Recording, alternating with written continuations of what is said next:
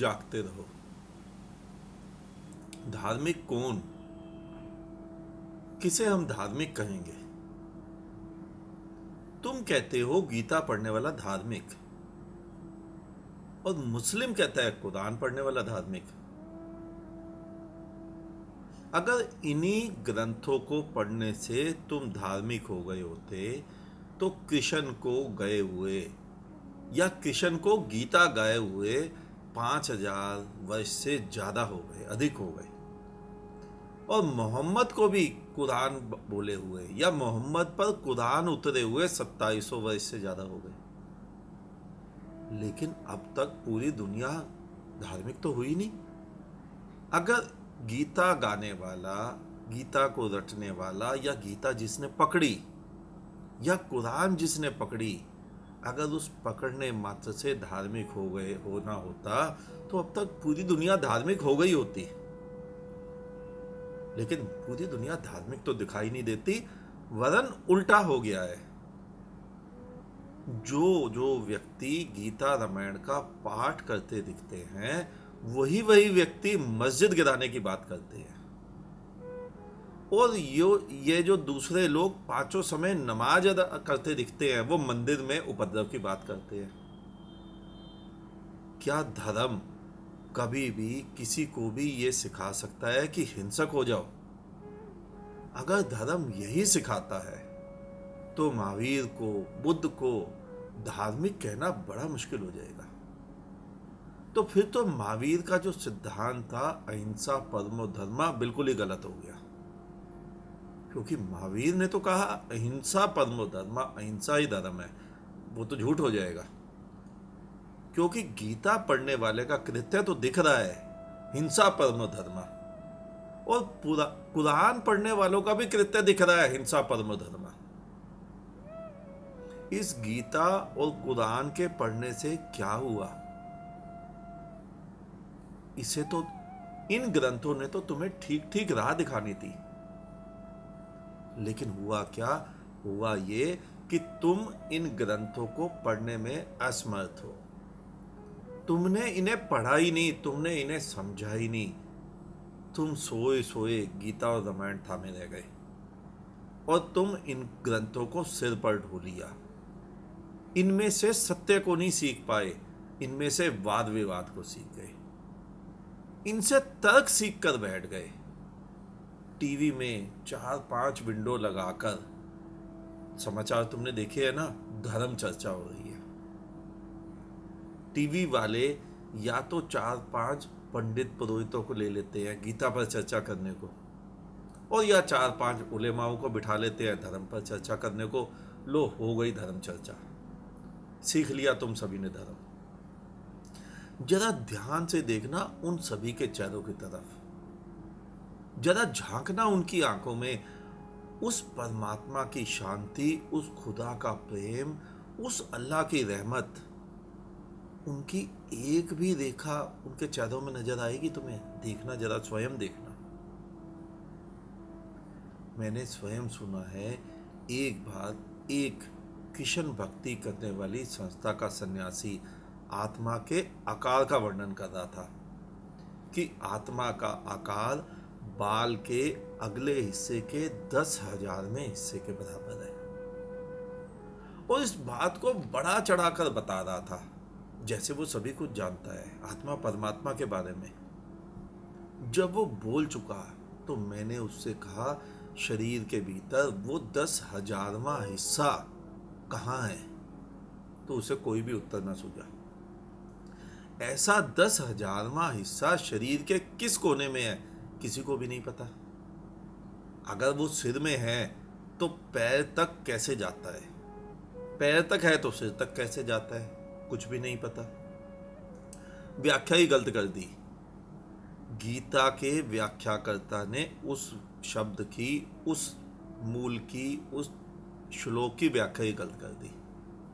वो छोटा हिस्सा आत्मा के लिए नहीं कहा गया था, वहां उस छोटे हिस्से के कारण तुम्हें तुम्हारा अस्तित्व दिखाना था, तुम्हें तुम्हारी मैं को दिखाना था। लेकिन तुमने उसी मैं को अपना अहंकार बनाकर ओढ़ लिया। वो तुम्हारा आकार था, तुम्हारी आत्मा का आकार नहीं था। वरना आत्मा का आकार कैसे निर्धारित करोगे तुम? तुमने सुना है ना, कहते हैं उस व्यक्ति की आत्मा बड़ी पवित्र है। कोई भी व्यक्ति मर जाता है तो कहते हैं उस व्यक्ति की आत्मा बड़ी पवित्र है। या दूसरी तरफ किसी बुरे व्यक्ति के लिए कहते हैं उस व्यक्ति की आत्मा मर चुकी है। यहाँ किस आत्मा की बात हो रही है जिसकी आत्मा मर चुकी है? क्योंकि अगर आत्मा जन्म से ही मिलती और अगर तुम आत्मा पे वही सिद्धांत लागू करो कि आत्मा को कोई जल डुबो नहीं सकता है, आत्मा को अग्नि जला नहीं सकती है, तो फिर ये पंक्ति गलत हो जाती है कि उस व्यक्ति की आत्मा पवित्र है या उस व्यक्ति की आत्मा मर चुकी है। समझ आया? यहाँ कुछ और आत्मा की बात हो रही है।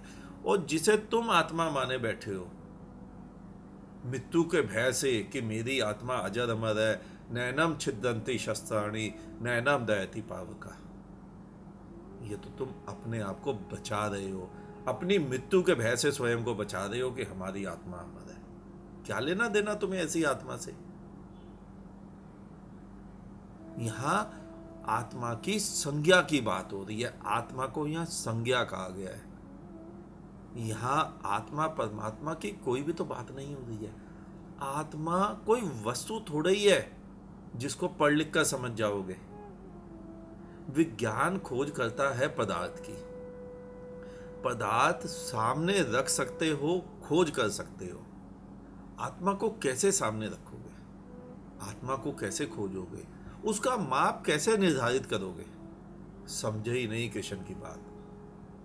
आत्मा की बात नहीं थी, तुम्हारी मैं की बात हो रही थी। जरा देखो अपनी मैं को, इस इतना बड़ा ब्रह्मांड, लाखों करोड़ों गैलेक्सियां, अरबों खरबों ग्रह तारे, उसमें एक छोटा सा तुम्हारा सौरमंडल, उसमें छोटे से ग्रह में तुम्हारी छोटी सी पृथ्वी, उसमें छोटा सा तुम्हारा देश, छोटा सा तुम्हारा शहर, उसमें छोटा सा तुम्हारा घर और उसमें छोटे से तुम। वो तुम्हारे अस्तित्व की, तुम्हारी मैं की, तुमने जो अहम ढोया हुआ है उसकी आत्मा के आकार की बात हो रही थी। जिस आत्मा के कारण, जो आत्मा तुम्हें अस्तित्व से मिलती है उसके कारण नहीं, उसकी बात नहीं हो रही थी। तुम समझे ही नहीं। तुमने विराट आत्मा के साइज की बात समझ ली।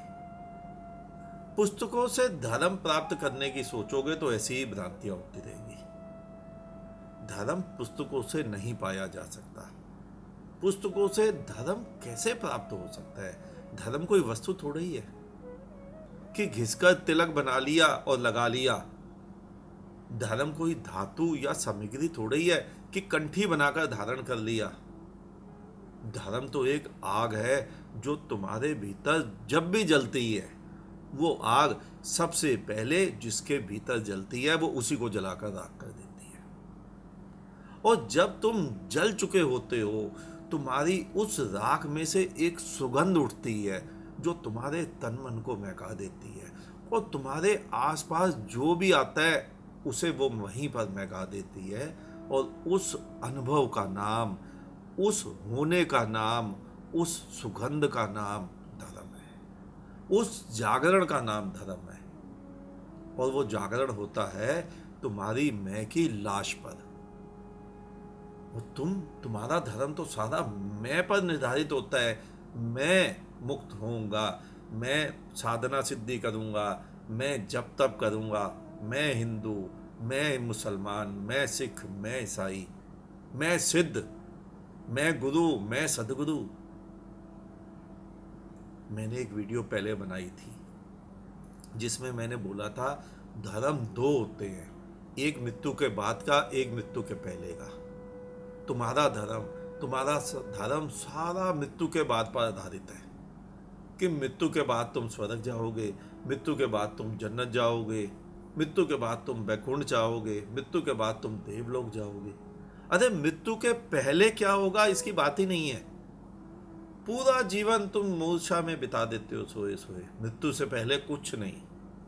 मैं तुम्हें मृत्यु से पहले का जीवन दिखाता हूँ। मृत्यु से पहले जीवन है, मृत्यु से पहले तुम्हारा धर्म है। उस धर्म को प्राप्त करो। अगर तुम भी उसी लाश पर जीना चाहते हो तो तुम जियो, और अगर तुम उस धर्म को, जिस धर्म की मैं बात कर रहा हूँ, उसके अनुभव को जीना चाहते हो तो उसके लिए सबसे पहले तुम्हें मैं को मारना पड़ेगा। सन्यास में तुमने सुना है ना कि सन्यासी जीते जी अपना श्राद्ध कर लेते हैं। अपना श्राद्ध, श्राद्ध कब करोगे? श्राद्ध किसका होगा? या सोचो, श्राद्ध कब करते हैं? जब मरते हैं। लेकिन तुम मरते कहाँ हो? तुम तो सन्यासी का ताज पहनकर और परिपक्व हो जाते हो।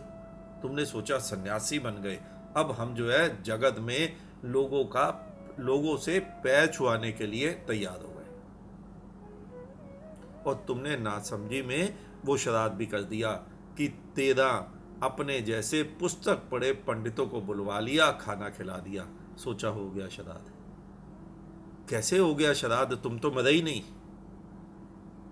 तुम तो और मैं को परिपक्व कर बैठ गए।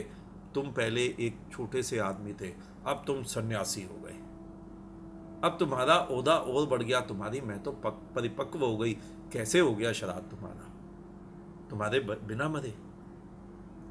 और अगर ध्यान से देखना, तुम मर ही गए तो श्राद्ध कौन कर रहा है और किसका कर रहा है और क्यों कर रहा है?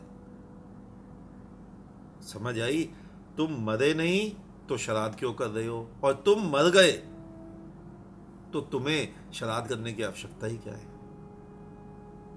इसी सिद्धांत को, इसी वक्तव्य को 10-20 बार पढ़ोगे, सुनोगे, सोचोगे, लागू करोगे अपने ऊपर कि मैंने क्या किया ये, तो तत्क्षण उसी क्षण क्रांति घट सकती है। लेकिन कौन समझे? समझे तो वो जो मरने को तैयार हो। समझने की चेष्टा भी तो वही करेगा जो मरना चाहेगा। लेकिन मरना किसको अच्छा लगता है? लेकिन मैंने जीते जी 13 पंडितों को खाना खिला दिया, श्राद्ध कर लिया, अपना ये अहंकार तो सभी को अच्छा लगता है। नहीं, तुम धार्मिक नहीं हुए, तुम सन्यासी नहीं हुए, बल्कि तुम्हारे पांडित्य को और बल मिल गया। बस इसी को तुमने धर्म मान लिया है, और ऐसे तुम जितने मर्जी जन्म बिता लो, तुम धार्मिक नहीं हो पाओगे। ना गीता पढ़ने वाला धार्मिक, ना कुरान पढ़ने वाला धार्मिक, स्वयं जीते जी मरने वाला धार्मिक। तुम्हारी लाश पर तुम्हारा धर्म खड़ा होता है, और वही होना चाहिए। जिस दिन तुम अपनी लाश के ऊपर खड़े होने को स्वीकार लोगे, उस दिन तुम स्वयं को कह सकते हो तुम धार्मिक, अन्यथा नहीं। आज इतना ही, शेष किसी और दिन। अंत में तुम्हारे भीतर बैठे परमात्मा को मेरा नमन। तुम सभी जागो, जागते रहो।